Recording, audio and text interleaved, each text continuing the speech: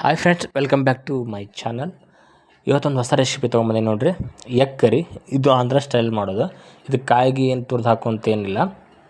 ಇದಕ್ಕೆ ತೊಗೊಳಕ್ಕೆ ಏನೇನು ಸಾಮಗ್ರಿಗಳು ಬೇಕಂದ್ರೆ ಉಳ್ಳಾಗಡ್ಡಿ, ಮೆಣಸಿನ್ಕಾಯಿ, ಟೊಮಾಟೆನ, ಕರಿಬೇವು, ಕೊತ್ತಂಬರಿ ಮತ್ತು ಹಸಿಮೆಣ್ಸಿಕಾಯಿ ರೀ. ಈ ಥರ ಸಣ್ಣ ಹೆಚ್ಚಿಟ್ಕೋಬೇಕ್ರಿ ಒಂದು ಸೈಡ್. ನಾನೀಗ ಆಲ್ರೆಡಿ 4 ಮೊಟ್ಟೆ ಕುದಿಸಿ ಸೈಡ್ ಇಟ್ಟಿನಿ ರೀ. ಈಗ ನೋಡಿರಿ, ಎಣ್ಣೆ ಕಾಯಕ್ಕೆ ಒಂದು ಬೌಲಲ್ಲಿ ಎಣ್ಣೆ ಕಾಯಕ್ಕೆ ಹಾಕಿಟ್ಟಿನಿ. ಎಣ್ಣೆ ಕಾಸಾತೀನಿ ನೋಡಿರಿ. ಎಣ್ಣೆ ಬಿಸಿ ಆದ ಕೂಡಲೇ ಅದಕ್ಕೆ ನಾನೀಗ ಆ ಕಾದ ಎಣ್ಣೆಗೆ ನಾನು ಫಸ್ಟ್ ಮೊಟ್ಟೆ ಹಾಕೊಂಡು ಬೇಯಿಸ್ಕೋಬೇಕೈತ್ರಿ. ಮಿಸ್ಟೇಕ್ ಮಾಡಿಬಿಟ್ಟೆ ಗಡಬಡ್ನಾಗ. ಯಾಕಂದ್ರೆ ಬೊಗಣೆ ಜಾಸ್ತಿ ಕಾದ್ಬಿಟ್ಟಿತ್ತು. ಏನು ಹಾಕ್ಬೇಕಂತಲೇ ಗೊತ್ತಾಗಲಿಲ್ಲ.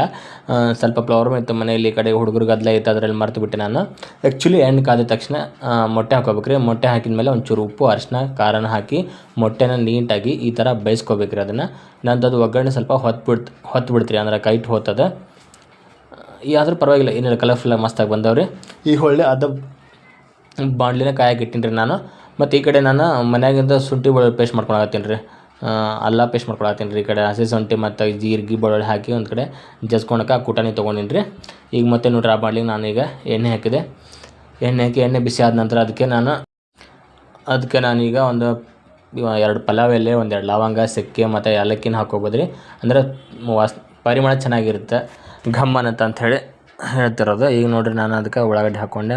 ಉಳ್ಳಾಗಡ್ಡಿ, ಮೆಣಸಿನ್ಕಾಯಿ, ಟಮಾಟೆನ ಹಾಕಿ ಒಂದು 2 ನಿಮಿಷ ರೀ. ಫಸ್ಟ್ ಉಳ್ಳಾಗಡ್ಡಿ ಅಷ್ಟೇ ಬೇಯಿಸ್ಕೋಬೇಕ್ರಿ. ಬೇಯಿಸ್ಕೊಂಡ್ಮೇಲೆ ನಾನು ಈ ಕಡೆ ಶುಂಠಿ, ಬೆಳ್ಳುಳ್ಳಿ, ಜೀರಿಗೆ ಜಜ್ಕೊಂಡ್ರೆ ಮಸ್ತ್ ಟೇಸ್ಟ್ ಇರುತ್ತೆ ರೀ. ಅದ್ರೊಳಗೆ ನಾನು ಕುಟಾಣಿ ಜಜ್ಜುವಾಗ ಜೀರಿಗೆನ ಹಾಕಿ ಜಜ್ಜಿದ್ದೆ. ಈಗ ನೋಡ್ರಿ, ಅದನ್ನು ಹಾಕಿ ಹಸಿ ವಾಸನೆ ಹೋಗುತ್ತಾರೆ ಅದನ್ನು ಸ್ವಲ್ಪ ಹುರ್ಕೋಬೇಕ್ರಿ. 1-2 ನಿಮಿಷ ಹುರ್ಕೊಂಡ್ಮೇಲೆ ಮತ್ತು ಈಗ ಟಮಾಟಿನ ಅದ್ರ ಜೊತೆನ ಮಿಕ್ಸ್ ಮಾಡ್ಕೋಬೇಕ್ರಿ.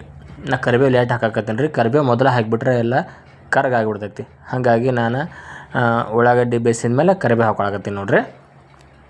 ಇದನ್ನು 2 ನಿಮಿಷ ಸಣ್ಣ ಉರಿಯೊಳಗೆ ಬೇಯಿಸ್ಕೋಬೇಕ್ರಿ. ಈಗ ನೋಡಿರಿ, ರುಚಿಗೆ ತಕ್ಕಷ್ಟು ಉಪ್ಪು ಹಾಕೊಳಕತ್ತೀನಿ. 1-2 ಚಮಚ, ನಿಮಗೆ ಖಾರ ಎಷ್ಟು ಬೇಕೋ ಅಷ್ಟು ಖಾರ ಹಾಕೋರಿ. ಖಾರ ಹಾಕ್ಕೊಂಡ್ಮೇಲೆ ಅದಕ್ಕೆ ನಾನು ಮಸಾಲೆ ಯಾವುದು ಯೂಸ್ ಮಾಡಕತ್ತಿಲ್ಲ ರೀ. ಇದು ಧನಿಯಾ ಪೌಡ್ರ್ ಒಂದು ಹಾಕಾಕತ್ತೀನಿ ರೀ. ಅದಕ್ಕೆ ಆ್ಯಕ್ಚುಲಿ ಎಗ್ ಮಸಾಲೆ ಹಾಕ್ಬೇಕು. ನಮ್ಮ ಮನೆಯಾಗ ಎಗ್ ಮಸಾಲೆ ಇರಲಿಲ್ಲ. ಪರವಾಗಿಲ್ಲ, ಇದ್ದಿದ್ದನ್ನು ನೀಟಾಗಿ ಮಾಡಿಬಿಟ್ರೆ ಚೆನ್ನಾಗಿ ಟೇಸ್ಟಿಯಾಗಿ ಬರ್ತೈತೆ ಅಂಥೇಳಿ ಎಗ್ ಮಸಾಲೆ ಹಾಕ್ಕೊಂಡು ನೋಡಿರಿ. ಇದನ್ನು ಕೂಡ ನೀಟಾಗಿ ಇನ್ನೊಂದು ಸಲ ಫ್ರೈ ಮಾಡ್ಕೊಂಡ್ಬಿಡೋಣ.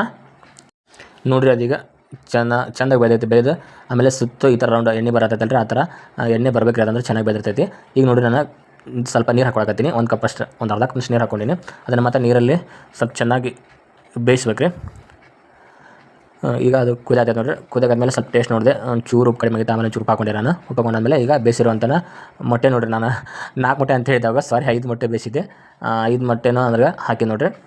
ಹಾಕಿ ಆ ಥರ ನೀಟಾಗಿ ಆದಮೇಲೆ ಸ್ಪೋರ್ಕಿಲ್ಲಿ ಅದನ್ನು ಮೊಟ್ಟೆನ ಹೋಲ್ ಮಾಡ್ಕೋಬೋದು ರೀ, ಅಥವಾ ಪಿನ್ನಿಲ್ಲಿ ಅದನ್ನು ಮೊಟ್ಟೆಗೆ ಹೋಲ್ ಮಾಡಿ ನೀಟಾಗಿ ಈ ಥರ ಬೇಯಿಸ್ಕೊಂಡ್ರೆ ಮಸ್ತ್ ಅಂದ್ರೆ ಮಸ್ತ್ ಒಂದು ಎಗ್ ಕರಿ ರೆಡಿ ಆಗತ್ತೆ ನೋಡಿರಿ.